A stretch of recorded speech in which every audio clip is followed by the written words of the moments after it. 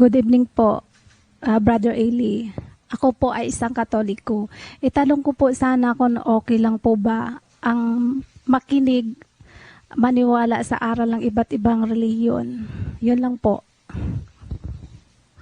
Alam mo kapatid na Cora, utos nga ng Diyos yun, makinig ka ng makinig suriin mo. It's just like an investigation. Parang iniimbestiga mo, alin ba tama, magkakaiba, magkakalabat. Suriin mo, makinig ka sa Saksi ni Jehovah, makinig ka sa Katoliko, makinig ka sa Iglesia ni Manalo, makinig ka sa Protestante. Tapos, huwag mong kalimutan, makinig ka rin sa akin. No? Utos ng Diyos yun.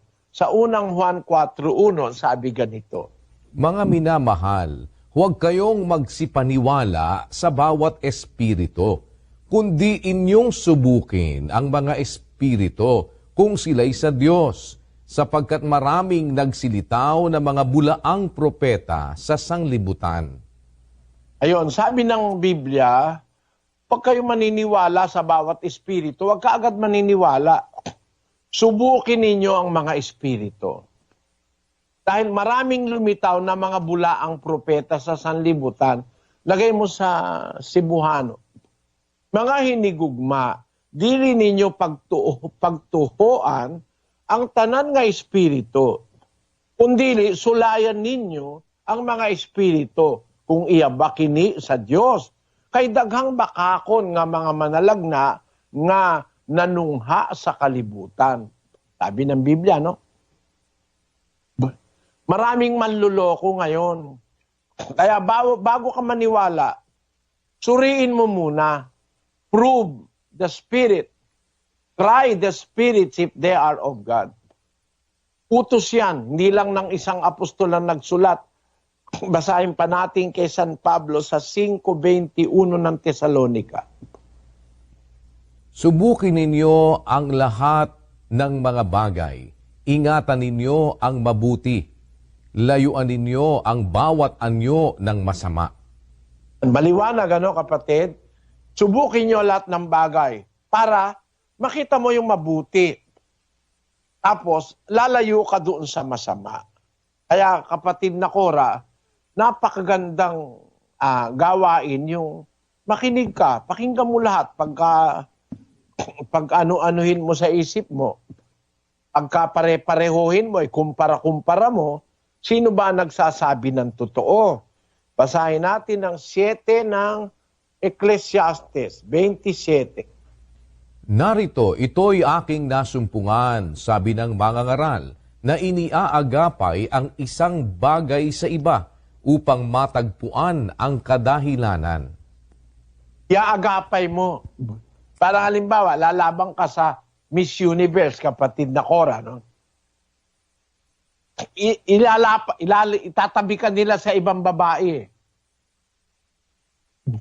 Pagtatabi-tabihin kayo, titingnan ang mga ngiti nyo, titingnan yung mga pose nyo, titingnan yung mga sinusukatan pa nga, pati bewang, pati breast, pati yung abdomen, etc. Pinagkukumpa-kumpara kung sino talaga yung papasa sa standard ng judges. Yun ang tatanghaling Miss Universe, kagaya ni Pia. Kababayan natin. Nung araw, si Gloria Diaz. Hindi Gloria Arroyo, ha? Iba yun. Maganda si Gloria Diaz. Tapos, si Margarita Moran, Pilipina rin yan. Naging Miss Universe din yan. Ngayon, meron tayong bagong Miss Universe noong 2018. Si Catriona Gray. Miss Universe din. Yan, bago tinanghal na Miss Universe, pinagtabi-tabi muna sila. Yan, mas maganda yan, puro maganda. Ang mga relihiyon ngayon, pag pinatabi-tabi mo, ang papangit nung iba lukuhan dayaan, may mamamatay tao, may mga relihiyon na kampi-kampi sa eleksyon, may pinapatay ng mga tao dahil sa mga kampi-kampi, ang mga relihiyon.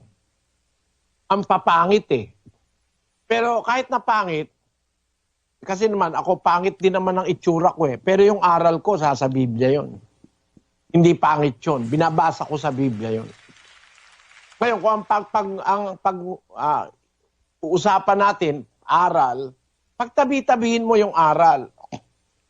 Huwag mong pansinin yung paninira. Halimbawa, may sinabi kong mali laban sa iglesia ni Manalo, huwag mo nang pansinin yun. O may sinabi silang mali laban sa akin, huwag mo nang pansinin yun. Ang pansinin mo yung aral nila. Tama ba na si Kristo tao lang? Tama ba na si Kristo tao, si Manalo naman anghel? No? Yon. Pagkukumparahin mo yung aral para makita mo ang totoo. Kaya doon sa tanong mo, halimbawa, inimbitahan ka namin, punta ka, kapatid. At maligaya kami pag naimbitahan ka namin. Inimbitahan ka nila, punta ka rin sa kanila. Pagkumparahin mo yung maririnig mo, doon ka makakarating sa pagsusuri. Okay ba yun sa'yo, kapatid na Cora? Brother, maliwanag po. Salamat sa Diyos. Salamat. Pagpalain ka nawa ng Panginoon, kapatid.